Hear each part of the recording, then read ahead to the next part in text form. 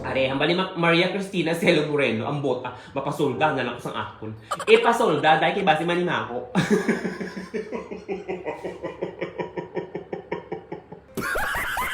Ang munay nga halakang nga, wala mo nang ginagamit, panimaho na. Gani ko na ko sa inyo, tahion. Unang option, no? Inyo tahion. O kung ikaduwa, inyo soldahon. Okay man?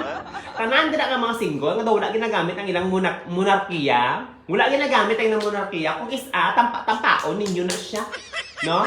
Tampaon ninyo na siya para makabugtaw siya. Gets nyo man, no? Pag bugtaw mo sa aga, tampaa siya. Amo na mo na siya, hoy bugtaw. Monica, bugtaw. Kay bati ko wala gagiyong, ka-stroke na sila. No?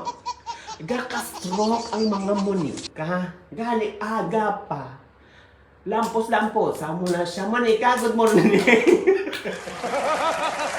Monica, good morning. Mo na siya. Pero siyempre, hindi na nyo magamit. Galing ko na ako sa inyo, kung di nyo malang magamit. Tampa ako na aga, basi mas stroke ang inyo, Monica. Ano? Amo na galing ko, siyempre, kung halala sa kanganganga. Wala ginagamit. Anong mga gamit? Anong mga butang wala ginagamit? Anong kakalatabo? Ha? Anong kakalatabo? Mga estudyante, ha? Mga students, anong kakalatabo sa butang wala ginagamit? Parang sabi, ang vase, may bulak, nalaya ang bulak. Patay ng bulak, no? Ginaboy mo na to siya. Simuti ang tubig. Reblabo bako ang tubig. Same application sa inyong Monica. Kung hindi niya nakagamiton, manimaho na siya. Di parang hindi manimaho, anong himuon? Soldaha, okon, tahia. Muna ba yan? Simple gid lang na. Kasimple gid lang na. Sagwa sa inyo balay, oh, sa mga laon-laon, sa mga single-single da, sagwa sa inyo balay, sa gate ninyo, butang ka mo to. Munay for use.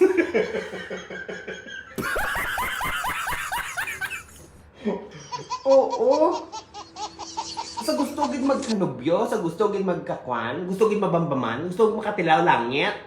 No? Gusto nang patarong-torong sang kalimotaw. Oh, tapos hindi ka naging kagwanta. Wala agay may makita. Subong may shortage ang kalalakihan. May shortage ang kalalakihan, subong. Ang inani mong himuon, kung gusto mo alam na gid ng imong monarkiya, no? Pasla ka mo sa buwas ng inyong gate. Tanda nga, monay for use. Pero kung wala na gid, wala na tsansa, beskan, nagbutang ka na sang munay for use sa buwas ng inyong gate. Wala gid yapon sa may nagatalapit, wala gid yapon sa may magamit. Tiyan mo muna, pues, lihapa, no? Pakasa. Katini, gamay, tayo bitchin, ano po gina, patis, langgaw, pakasa gamay. Pagkatapos i-frame. Kag pakabit sa imo nga dingding. No? Ipakabit sa imo nga dingding. Tapos butangan mo dala, never been used for 40 years. Oh, di ba? Kada magsulod mga tao, mabalay, grabe ba?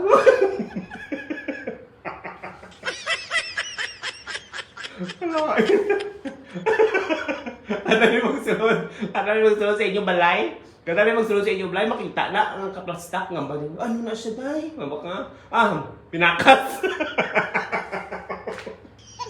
Diba? Kada may magsunod, mabakat, may makakita na. Samtin dako-dako nga, nabuhol naman ako. So, sa dingding, may do frame, tapos mambak. Siyempre, dumatingalas na kung ano. Mambak nga pinakas. Naman, basta tinga, ang may nakabutang nga never been used for 40 years. So, part ng history. Ang mula ko nga aral, nandun siya sa babaw. Pero siyempre, diba? Piece of art. Work of art. Diba? At least nagamit.